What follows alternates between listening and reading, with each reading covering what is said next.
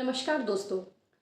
अगर आपको कब्ज रहती है, आपका पेट सुबह ठीक से साफ़ नहीं हो पाता और अगर आप कुछ भी तला पका मसालेदार खाना खाते हैं और उसके बाद आपको जलन महसूस होती है, जी मिचलाने लगता है, खट्टी डकारें आती हैं, एसिडिटी हो जाती है और पेट फूला फूला सा लगता है, ब्लोटिंग जिसको हम कहते हैं। अगर इस तरह की कोई भी समस्या है तो इन सभी समस्याओं से मुक्ति पाने के लिए आज मैं बताने जा रही हूँ आपको एक आयुर्वेदिक चूर्ण, जो कि पूरी तरह से होममेड है और आयुर्वेदिक है और इसके कोई साइड इफ़ेक्ट्स भी नहीं हैं। तो आइए बनाते हैं इस आयुर्वेदिक पाचक चूर्ण को। इस आयुर्वेदिक चूर्ण को बनाने के लिए जो पहला इंग्रेडिएंट हम लेंगे वो है जीरा। जीरा एक नेचुरल लैक्सेटिव है और जीरे में तमाम विटामिन्स के साथ अमीनो एसिड्स और मिनरल्स भी होते हैं जो स्टमक प्रॉब्लम को दूर करने में तेज़ी से असर दिखाता है। और ये है हरड़, छोटी हरड़। प्राचीन काल से ही कब्ज पाचन विकारों को ठीक करने में हरड़ का उपयोग होता रहा है। जब सारे मसालों को हम भूनेंगे और पीसेंगे तो ये हरड़ पीसने में आपको थोड़ी परेशानी होगी। इसके लिए हरड़ को पहले से ही किसी कढ़ाई में थोड़ा सा भून लें और अलग से एक ब्लेंडर में इसको थोड़ा सा पीस लें। ये आराम से पिस जाएगी और पीसने के बाद इसको किसी मोटे छेदों वाली छलनी से आपको छान लेना है और इस तरह आपको हरड़ का एक पाउडर मिल जाएगा। इसके बाद अब हमें लेना है सौंफ। सौंफ की मात्रा उतनी ही रखनी है जितनी जीरे की रहेगी, यानी अगर आपने 50 ग्राम सौंफ लिया है तो 50 ग्राम जीरा। मैंने यहाँ स्पून के हिसाब से ले लिया है, यानी 5 चम्मच जीरा लिया है तो 5 चम्मच सौंफ ले ली है। इसके साथ आप ले लीजिए लगभग 25 ग्राम अजवाइन। सौंफ में एनेथोल नामक कंपाउंड होता है जो आंतों की मांसपेशियों को आराम देता है और अजवाइन भी गैस, फूला हुआ पेट और एसिडिटी में भी आराम दिलाती है। ये दोनों ही मसाले पाचन को बेहतर करने में अहम भूमिका निभाते हैं। और ये है मेथी।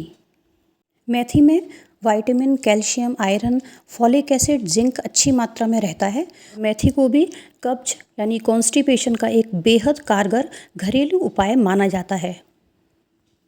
मेथी की तासीर गर्म होती है, इसलिए इसका प्रयोग बहुत ही समझदारी के साथ किया जाना चाहिए। मैंने यहाँ पर लगभग 2 चम्मच मेथी ली है। इसके साथ ही हमें लेना है लगभग 2 चम्मच काला नमक। सभी जानते हैं कि काला नमक पेट साफ करता है, भूख को बढ़ाता है, पाचन में सुधार करता है और शरीर को डिटॉक्स करने में मदद करता है। और last but not the least है हमारी ये हींग। मैंने बहुत कम हींग ली है क्योंकि ये हींग काफ़ी तेज़ है और अगर आप मार्केट से नॉर्मल वाली हींग लेकर के आते हैं तो लगभग आधी से 1 चम्मच आप इसमें डाल सकते हैं। अब बस ये जितने भी सारे इंग्रेडिएंट्स हैं ना, इनको आप किसी भी कढ़ाई में या किसी भी पैन में लेकर के धीरे धीरे बहुत हल्की आंच पर भून लीजिए। इन सभी को अलग अलग ही भूनना है, एक साथ नहीं, क्योंकि भुनने का टाइमिंग सबका अलग अलग है। भूनकर सब मसालों को अलग अलग प्लेट्स में रख लीजिए। केवल सौंफ को किसी एक बर्तन में ले लीजिए। ये भुनी हुई सौंफ है और इसके अंदर आपको डालना है अब बड़ा सा नींबू का रस। लगभग 1 या 2 नींबू का रस आप इसमें डाल दीजिए और डालने के बाद इसको सौंफ में ही एब्जॉर्ब हो जाने दीजिए। शुरू में ये थोड़ा गीला गीला सा लगेगा, लेकिन आप इसे चम्मच से स्टर कर दीजिए और आपको इसको फिर लगानी है धूप।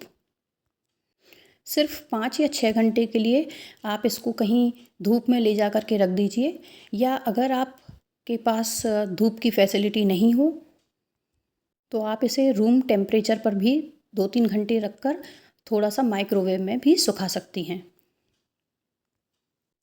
धूप लगने के बाद पूरा नींबू का रस इस सौंफ के अंदर ही एब्जॉर्ब हो जाएगा और ये बिल्कुल भी गीली नहीं रहेगी। थोड़ी देर बाद आप जब देखेंगे तो ये क्रिस्पी हो चुकी होगी।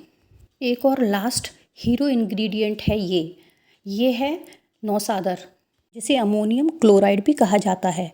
ये एक अद्भुत आयुर्वेदिक दवा है और ये पाचन संबंधी विकारों को जैसे अपच, कब्ज, पेट दर्द, इन सभी में इस्तेमाल होता रहा है। पर ये डायरेक्ट मिक्सी में नहीं पिस पाएगा, इसलिए इसको किसी भी खल्लड़ में लेकर के आप थोड़ा सा कूट लीजिए। बस ये एक नमक की तरह ही होता है, बहुत आराम से कुट जाता है, छोटा छोटा हो जाएगा। अब बस जब हम सारे मसाले पीसेंगे ना, तो अब हम इजीली इसको मिक्सी में डाल सकते हैं। इसकी क्वांटिटी लगभग 10 से 12 ग्राम रहेगी और ये पंसारी की शॉप से मिलेगा।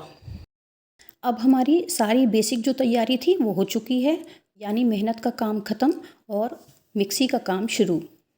आपको ले लेना है एक ब्लेंडर जार और उसमें जितने भी सारे इंग्रेडिएंट्स थे जो आपने भून कर रखे हैं, उन सभी को एक एक करके इस जार के अंदर आपको डाल देना है और लिड लगाकर बस आप इसको पीस लेंगे।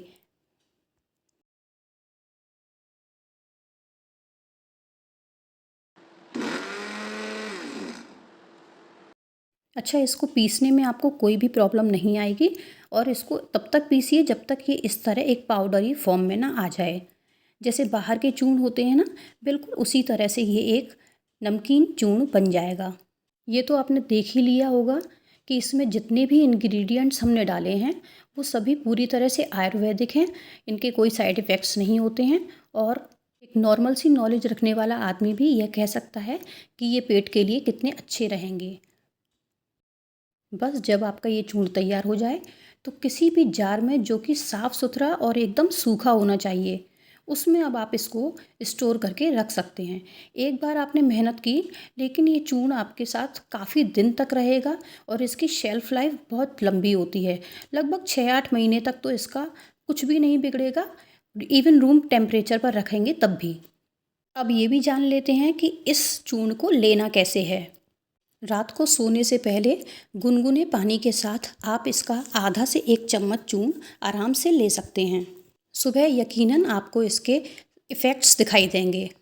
या फिर दिन में कभी भी आपने कोई मसालेदार या हैवी खाना खाया है, उसके बाद आपको ब्लोटिंग जैसी या एसिडिटी फ़ील हो रही है, तो भी आप इसको खाने के बाद ले सकते हैं।